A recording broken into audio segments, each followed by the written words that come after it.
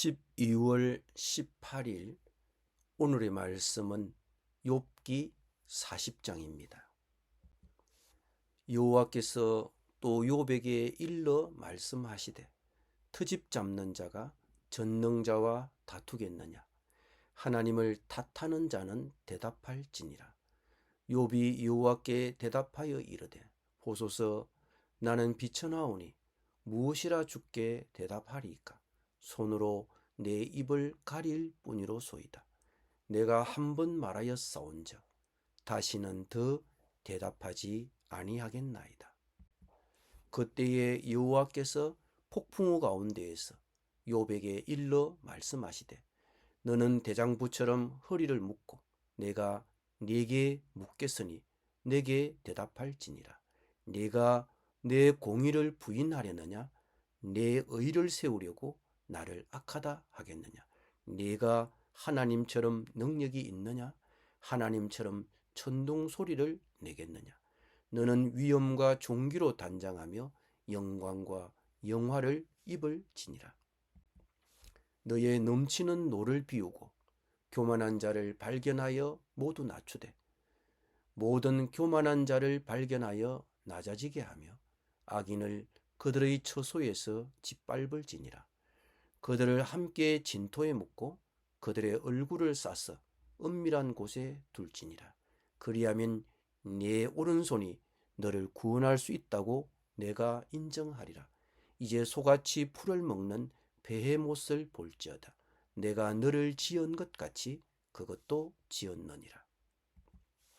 그것의 힘은 허리에 있고 그 뚝심은 배의 힘줄에 있고 그것이 꼬리치는 것은 백향목이 흔들리는 것 같고 그 넓적다리 힘줄은 서로 얽혀 있으며 그 뼈는 녹간 같고 그 뼈대는 새막대기 같으니 그것은 하나님이 만드신 것 중에 어뜸이라. 그것을 지으신 이가 자기의 칼을 가져오기를 바라노라. 모든 들짐승들이 뛰노는 산은 그것을 위하여 먹이를 내놓으리라.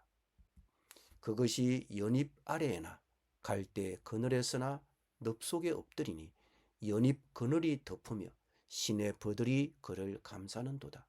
강물이 소용돌이 칠지라도 그것이 놀라지 않고 요단 강물이 쏟아져 그 입으로 들어가도 태연하니 그것이 눈을 뜨고 있을 때 누가 능히 잡을 수 있겠으며 갈고리로 그것의 코를 꿰을 수 있겠느냐. 아멘.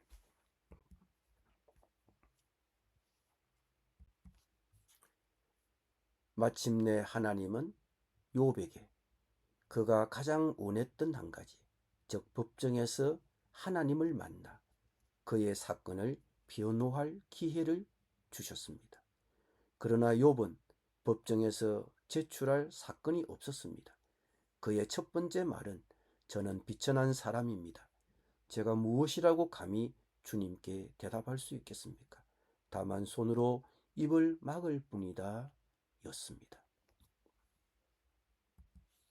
욥의 말인즉 나는 보잘것없고 합당치 아니한 존재입니다 라는 뜻입니다. 나는 하나님과 논쟁할 권리가 없습니다 라는 말입니다. 이 사람이 무슨 일이 일어나더라도 자신의 충절을 지키겠다고 말한 그 사람입니까? 이 사람이 자신이 의로운 사람이라고 선언한 바로 그 사람입니까? 내가 겨우 썩어질 육신을 두고 논쟁이나 하겠느냐? 그가 친구들에게 내가 이렇게 초조해 하는 데는 그럴 이유가 있다. 내 공경을 좀 보아라. 놀라지 않을 수 없을 것이다. 기가 막혀 손으로 입을 막고 말할 것이다 라고 말했지만 이제는 욥이 손으로 그의 입을 막아야 했습니다. 하나님의 말씀 앞에 자신의 한계를 깨달았기 때문입니다. 그는 하나님께 해서는 안 될 말을 했습니다. 그는 이미 말을 너무 많이 했습니다. 더 할 말이 없습니다. 하나님의 말씀에 더 이상 추가할 말이 하나도 없다는 그의 고백입니다. 하나님이 등장하셔서 욥에게 하신 첫 번째 말씀은 자신의 한계를 모르는 주제넘은 욥의 지식에 도전하셨습니다. 반면에 6절에서 시작되는 두 번째 말씀에서는 하나님이 세상을 다스리는 데 있어 불의하시다는 욥의 비난에 대하여 도전하셨습니다.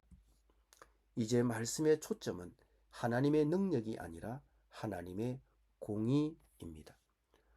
욥은 하나님께서 자기를 대하시는 방식이 불공평하며 악인을 심판하지 않으신다고 말했습니다.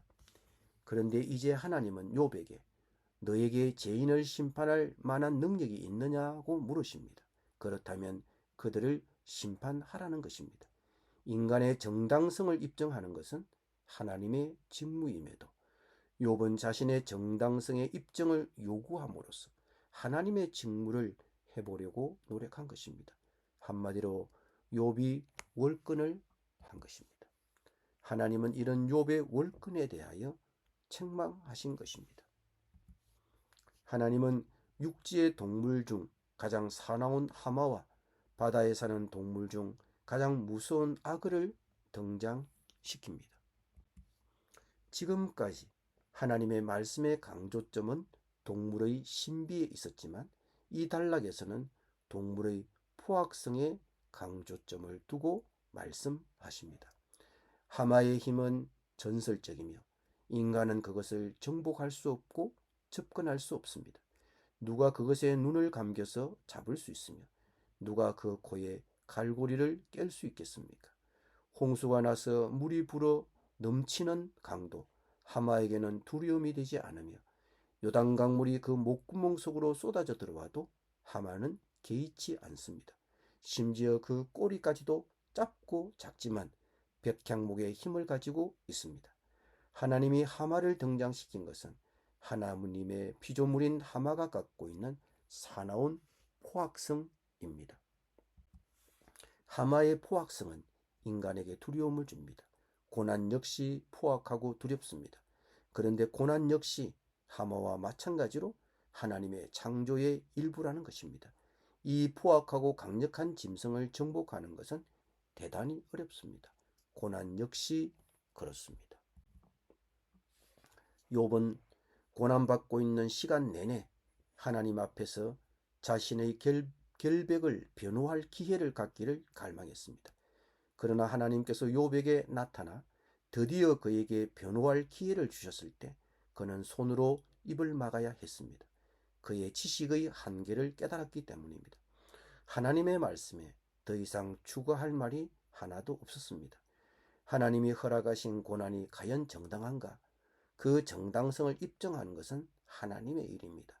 하나님은 자신이 알고 있는 최선을 우리에게 허락하실 것입니다. 우리에게 닥친 일을 놓고 하나님과 논쟁하는 것은 합당치 않습니다. 유한한 존재인 인간이 우주를 창조하신 하나님을 판단할 능력도 없고 고난이 왜 자기에게 닥쳤는지 물을 권리도 없습니다. 우리에게 정말로 필요한 것은 하나님의 주권을 신뢰하며 순종하는 것입니다. 우리가 무엇이 공정하다고 생각하든 하나님은 자신이 최선이라고 여기시는 일을 행하실 것입니다. 그러나 하나님이 욥에게 오셔서 사랑과 관심을 보이셨다는 점을 우리는 주목해야 합니다. 기도드립니다. 주님, 하나님이 내게 행하시는 일의 공정성을 두고 하나님과 논쟁할 것이 아니라 하나님이 나에게 최선을 행하실 것임을 믿고 하나님께 순종하게 하여 주옵소서. 예수님의 이름으로 기도드립니다. 아멘.